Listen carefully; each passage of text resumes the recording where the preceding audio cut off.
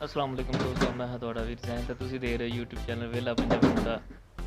ਦੋਸਤੋ ਆਪਾਂ ਅੱਜ ਫਿਰ ਉਸਤਾਦ ਉਹਨਾਂ ਨੂੰ ਲਾਇਆ ਵਾ ਕੰਮ ਤੇ।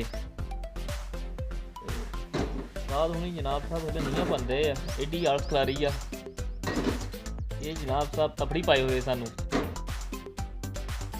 ਕਿ ਉਸਤਾਦ ਪੁੱਟਣ ਨੂੰ ਤਪੜ ਪਾਏ ਇਹਨਾਂ ਨੇ।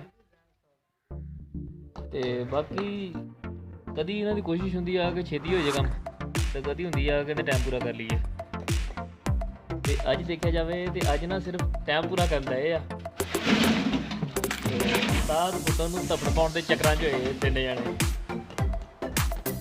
उस्ताद इकराम इन्हां दा उस्ताद डुडी दा ते डुडे दा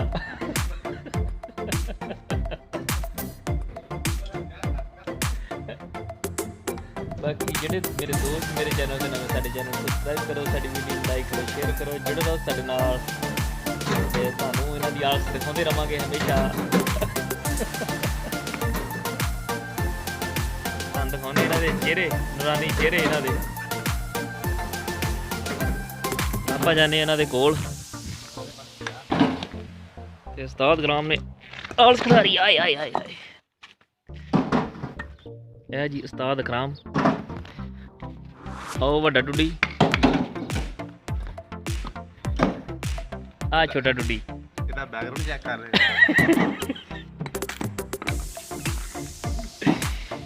बाकी उस्ताद इकराम ने आलस उस्ताद जी अज आलस क्यों खिलारी हुई तुसी?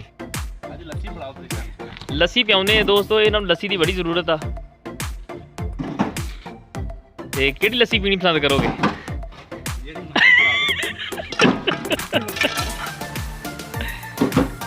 बाकी चलो देखते हैं, तुहानूं पियाउने आ लस्सी। क्यों डुडी साहब जे नसीबां च होई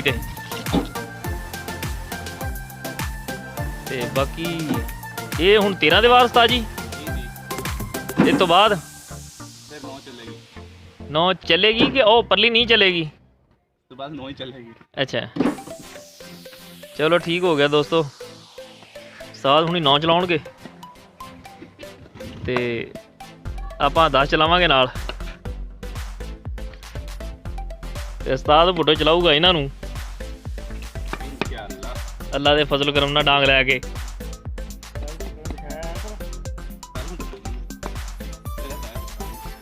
ਇਹ ਉਸਤਾਦ ਜੀ ਦੇਖੋ, ਇਹ ਤੁਹਾਡਾ ਭਾਣਜਾ ਡੁੱਡੀ ਦੇ ਨਾਲ ਡੁੱਡਾ।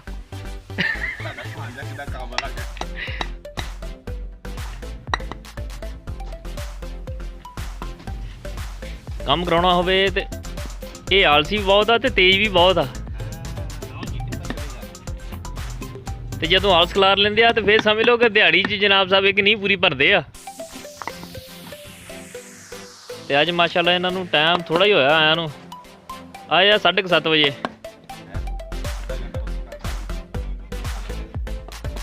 7:30 8 ਆਹੋ ਇੰਨੇ 7:30 8 ਵਜੇ ਆਏ ਆ ਉਸਤਾਦ ਇਕਰਾਮ ਸਾਹਿਬ। ਤੇ ਅੱਜ ਡੁੱਡੀ ਛੇਤੀ ਆਇਆ ਸੀਗਾ, ਡੁੱਡੀ 6 ਵਜੇ ਦਾ ਆਇਆ। ਕਿਉਂ ਡੁੱਡੀ 6 ਵਜੇ ਦਾ ਆਇਆ ਤੇ ਨਾਲ ਡੁੱਡਾ ਆਇਆ 6:30।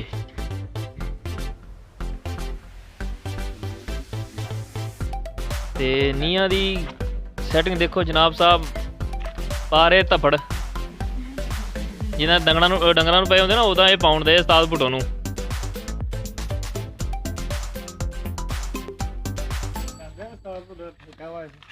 ਇਹ ਉਸਤਾਦ ਭੁੱਟੋ ਦਾ ਹੈਗਾ ਤਾਂ ਠੇਕਾ, ਤਾਂ ਪਾਉਣ ਧੱਫੜ ਹੀ ਦੇ ਉਹਨੂੰ ਵੀ ਤੇ ਵਿੱਚੇ ਸਾਨੂੰ।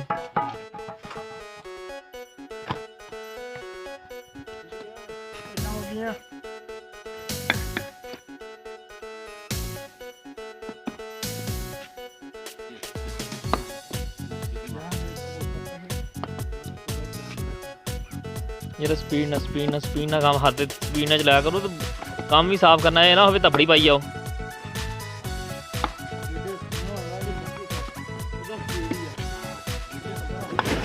ਅੱਖੀ ਮੇਰੇ ਗੱਡਿਆਂ ਦੇ ਨਾਲ ਮਾਰਦੀ।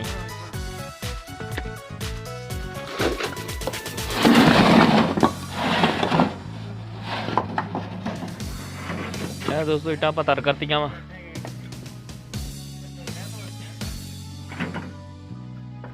ਇਹ ਆਪਣਾ ਟਰੈਕਟਰ ਖਲੋਤਾ, ਇਹ ਸੀਮਟ ਇਹ ਨਹੀਂ ਹੈ ਭਰਨ ਦੇ। ਆਹ ਭਰੀਆਂ ਪਈਆਂ ਤੇ ਅੱਜ ਇਹਨਾਂ ਨੂੰ 8 ਦਿਨ ਹੋ ਚਲੇ ਨੀਆਂ ਭਰਦਿਆਂ ਨੂੰ, ਤਾਂ ਕਹਿੰਦਾ ਇਹਨਾਂ ਨੇ ਆਲਸ ਲਾ ਰਹੀ ਹੈ।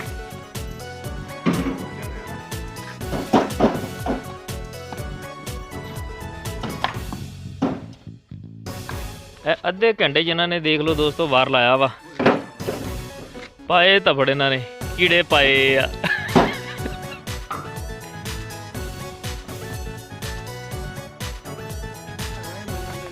ਚਲੋ ਠੀਕ ਆ ਦੋਸਤੋ, ਮਿਲਦੇ ਹਾਂ ਆਪਾਂ ਅਗਲੀ ਵੀਡੀਓ 'ਚ।